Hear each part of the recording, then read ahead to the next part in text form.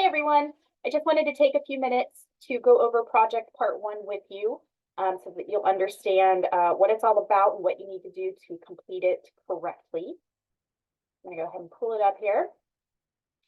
All right, so project part one, our first step along the way as we head towards our final product of a research paper towards the end of the term. First thing you need to know about this assignment is that it is a file submission. So you will have to upload your assignment in some sort of file format. I have attached the assignment sheet to the instructions. It's in a Word document. Feel free to use that. You can download it, fill it in, save it, and then upload that.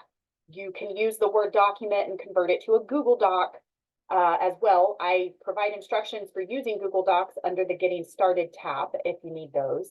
I can also accept a PDF, an open doc. The only file format that does not work for me is a .pages file.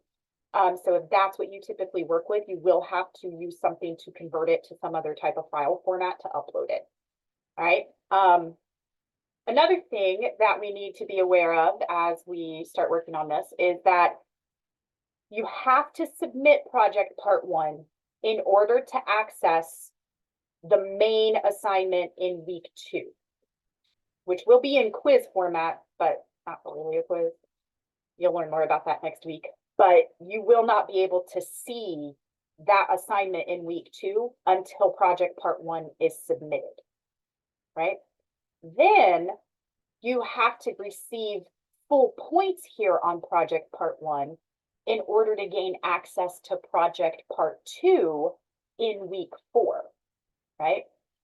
So the sooner that we get project part one submitted, not only will that make sure that you can access the assignment in week 2, but then it gives me time to grade it and make sure that you get full points on it before we get to week 4.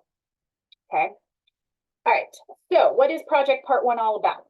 It's our first step along the way. All we're doing in project part one is just choosing a topic and sort of engaging with that topic, just answering some general questions, right?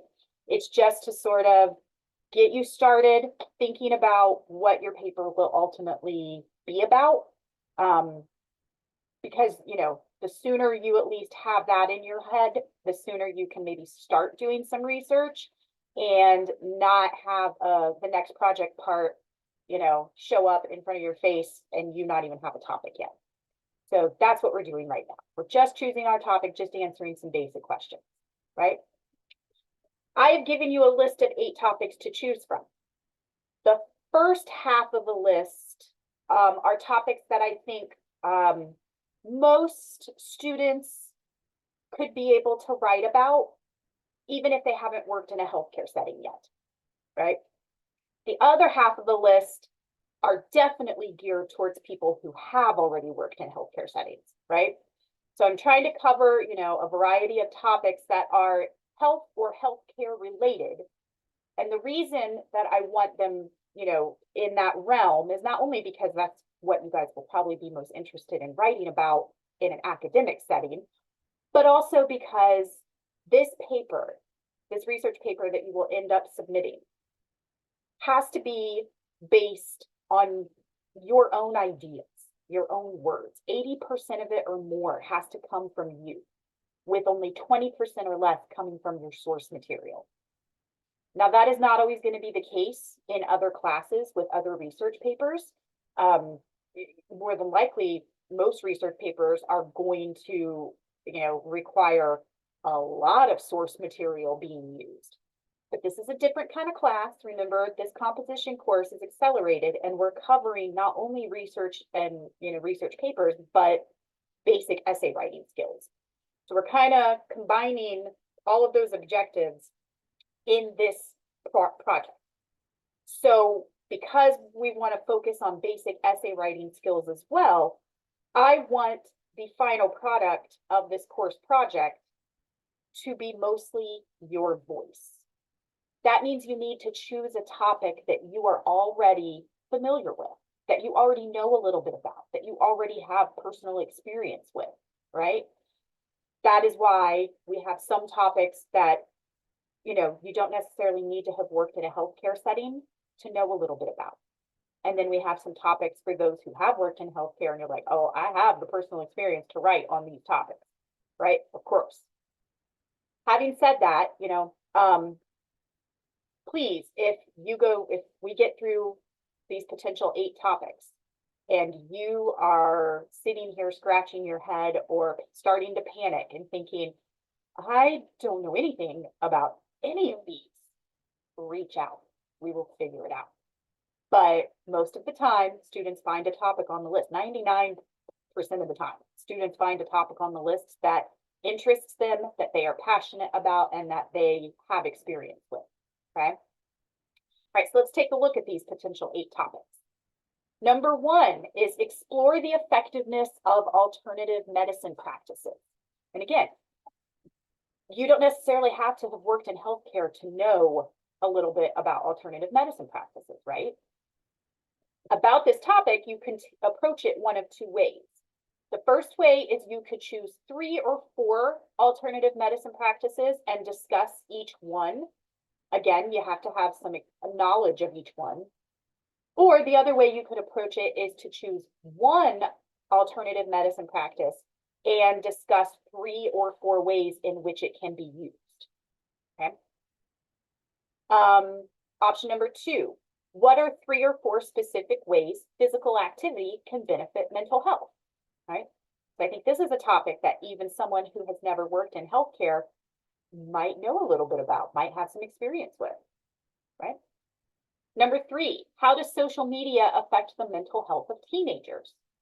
Again, not necessarily something you have to work in healthcare in order to know a little bit about, okay? And as a side note, I would also be willing to accept a topic on how does social media affect the mental health of adults. It's just most of the buzzwords these days, most of the attention is on how it affects teenagers. So that's why I put teenagers there, but we can change the age group if you'd like. Okay. Number 4, in what ways do we see discrimination occur with patients in healthcare settings? How do patients get discriminated against in healthcare settings? So for this one, your prior knowledge and experience can be based on your personal experiences or what you have observed, or maybe what you have, gone through with people you know, loved ones, friends, things like that. So it can be either one. If you've never worked in healthcare before, but you or someone you know has experienced different, types of discrimination, that can be the foundation of this topic for you. If you have worked in healthcare settings, you could still take this topic, right? Because maybe you've witnessed it from both perspectives, right? So I think that's a good one that could go either way. Number 5, what are the causes or effects of nursing burnout, right? Make sure you choose causes or effects, not both. Also keep in mind that this topic does not include solutions or prevention of burnout, where it's either just causes or just effects of nursing burnout. All right. Number 6, probably one of the most popular topics chosen. Does inadequate nurse staffing increase risk for patients? Inadequate meaning not enough, right? Basically, does being understaffed, put patients at risk? If you choose this topic, make sure you understand that it's focused on just the risks to patients, not how staffing issues affect the nurses themselves, right? Because I think if we're going to talk about how inadequate nurse staffing affects nurses, then we're almost going up to causes of burnout, honestly. But anyway, this topic is only about the risks that patients face when nurses are understaffed, or just when a facility is understaffed. It doesn't have to just be about nurses. Again, possible solutions and prevention are not part of this topic, right? It is just the risks to patients, right? Things like patients might be at a higher risk for falls. They might be at a higher risk for infection. They might be at a higher risk for medication errors. They might be at a higher risk of dying when nurses are understaffed. or when a facility is understaffed, right? So risk to patients, that is what topic 6 is about. Option 7, what are some common and or not so common ways in which nurses encounter abuse on the job? And again, this is one where it could be something you're kind of the foundation is what you have personally experienced on the job, or possibly what you have observed on the job, right? And again, possible solutions and prevention are not part of the topic. It's just what types of abuse might nurses encounter on the job. And number 8, how can a caregiver identify an abused elderly patient, right? And again, this could be something that you know of because of your job. It could be something that you're aware of because of personal experience, right? And then make sure that you understand that the focus of that topic is how to spot the signs of abuse.